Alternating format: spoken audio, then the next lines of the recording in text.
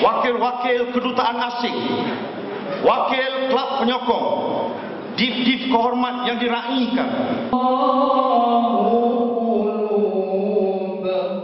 Alhamdulillah, sekali lagi saya merapatkan kesyukuran kehadirat Ilahi kerana dengan limpah rahmat dan bimbingannya saya dapat memimpin Dewan Pemuda PAS selama 3 penggal sejak tahun 2003. Saya mengambil baton kepimpinan ini daripada Yang Berhormat Dato' Haji Mahfuz Omar ketika Dewan Pemuda PAS berada di dalam gelombang kebangkitan selepas kejayaan besar kita dalam Pilihan Raya Umum 1999. Tahun 2008 telah menjadi tahun kuasa rakyat makal sakti. Apabila buat pertama kali BN kehilangan majoriti 2/3 di Dewan Rakyat. Satu majoriti yang sering disalahgunakan untuk menindas rakyat. BN juga telah kehilangan kuasa di 5 buah negeri selain turut hilang pengaruh di wilayah persekutuan. Selepas kita berpertama di Ipoh tahun lalu, telah berlangsung 7 pilihan raya kecil, iaitu di Permatang Paut, Kuala Terengganu, Bukit Gantang, Bukit Selambau, Batang Air, serta Penanti. Dan insya-Allah mereka terus terjerumus di Manik Urai, insya-Allah. Tindakan pengecut Barisan Nasional yang enggan bertanding di Penanti membuktikan parti Perkauman itu semakin takut untuk berhadapan dengan suara kebenaran daripada rakyat. Saya berharap kita dapat mempertahankan momentum ini di Manik Urai. Saya mengucapkan tahniah kepada PAS dan juga Pakatan Rakyat kerana berjaya mengembeling tenaga untuk kejayaan kita bersama. Pada tahun ini Malaysia telah mendapat seorang ketua kerajaan yang baru menggantikan bekas Perdana Menteri Tun Abdullah Ahmad Badawi yang melepaskan jawatan.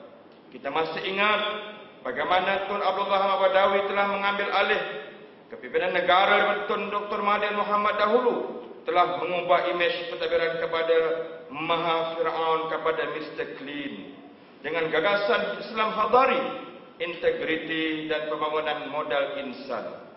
Atas gagasan ini, rakyat secara besar-besaran telah memberikan sokongan padu pada BN tahun 2004 dan menyebabkan kita hampir kehilangan pengaruh. Tetapi perubahan kepimpinan pada 3 April 2009 telah gagal memberikan impak pada Barisan Nasional, walaupun satu slogan baru dimomokkan, One Malaysia, Satu Malaysia. Rakyat didahulukan, prestasi diutamakan kononnya. Bukit Gantang bagaikan satu referendum daripada rakyat untuk menolak kepimpinan Dato' Ahmad Najib Tun Razak sebagai Perdana Menteri yang ke-6. Ramai pemerhati politik telah melihat perubahan kepimpinan pada kali ini berbeza dengan perubahan tahun 2003. Jika dahulu Mr. Clean telah mengambil alih kerajaan dengan imej yang lebih bersih, tapi kali ini Mr. Clean telah digantikan dengan Mr. Altan Tuya yang telah terpalit dengan pelbagai noda politik yang diperkatakan dalam negara dan juga di pentas antarabangsa. Imej kepimpinan yang begitu lemah terpalit dengan skandal-skandal yang memalukan. Bermula dengan skandal seks, dituduh terlibat dengan pemuda Altan Tuya Syaribu, salah laku dalam pemilihan kapal selam dan Eurocopter, politik wang dalam pemilihan UMNO, sehinggalah kepada campur tangan isteri dalam pentadbiran, semuanya bakal dipersoalkan oleh rakyat. Kemunculan semula Tun Dr. Mahathir Mohamad dalam mencaturkan politik pentadbiran negara turut meletakkan Datuk Seri Najib hanya sebagai the dual Prime Minister di negara ini. Kerana itu, Pemuda PAS menyembahkan tuntutan kepada Seri Paduka Baginda Yang di-Pertuan Agong agar menubuhkan satu Suruhanjaya diraja bagi menyiasat kebenaran semua dakwaan yang sekaligus membersihkan nama Perdana Menteri daripada semua dakwaan itu. PAS satu masa dulu dimomokkan oleh UMNO sebagai parti Pak Lebay yang jumud, taksub, ekstrim dan bersikap keras kepada orang bukan Islam. Alhamdulillah, pada masa ini hasil daripada penerangan dan dakwah yang berterusan bertunjangkan nilai-nilai sejagat yang didukung oleh PAS yang mengatasi nilai-nilai sempit anutan UMNO PAS mula diterima oleh orang-orang bukan Islam dengan begitu menggalakkan sekali. Saya ucap terima kasih syabas kepada orang bukan Islam, Kelab Penyokong PAS yang bersama dengan PAS pada hari ini. PAS mula diterima oleh orang-orang bukan Islam yang dengan begitu menggalakkan sekali. Kita bersyukur kepada Allah Subhanahu Wa Taala di atas perubahan kesedaran politik ini sehingga mereka membuka ruang yang seluas-luasnya kepada PAS untuk menembusi tembok-tembok politik yang dahulunya menghalang usaha PAS untuk menyatakan keadilan dan kesejahteraan Islam kepada orang bukan Islam. PAS sekali-kali tidak akan memaksa orang Islam untuk menganut agama Islam, tetapi PAS akan berusaha sekeras-kerasnya supaya orang bukan Islam memahami hakikat keadilan Islam dan merahmati seluruh alam, termasuk keadilan dan kebajikan yang diwajibkan oleh Allah Subhanahu Wa Taala. Saya bersedia untuk mengundurkan diri, memberi laluan pada generasi baru yang lebih produktif dengan gagasan-gagasan berjiwa remaja dapat mengambil alih kepimpinan. Kita perlukan pimpinan baru yang dapat menghayati naluri dan nadi golongan muda. Kita mahukan pemimpin baru yang memahami kehendak dan keperluan generasi remaja.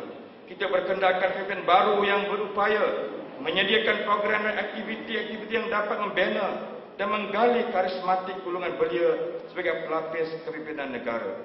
Saya sangat percaya bahawa pimpinan muda lebih memahami dan menghayati kemahuan generasi muda. Kerana itulah kita memberikan kepercayaan kepada proses peremajaan ini.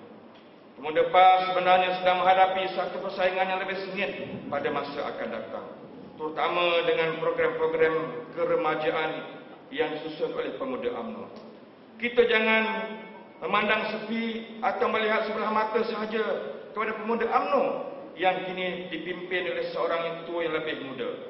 Mungkin kita tersenyum kerana pemuda UMNO berketuakan seorang yang telah disabitkan dengan kesalahan politik wang, atau seorang ketua pemuda yang dahulunya menjadi menantu PM di tingkat 4. Tapi apa yang mesti kita perhatikan ialah keupayaan dan kebolehan beliau untuk menguasai jiwa golongan muda dengan segala jenteranya.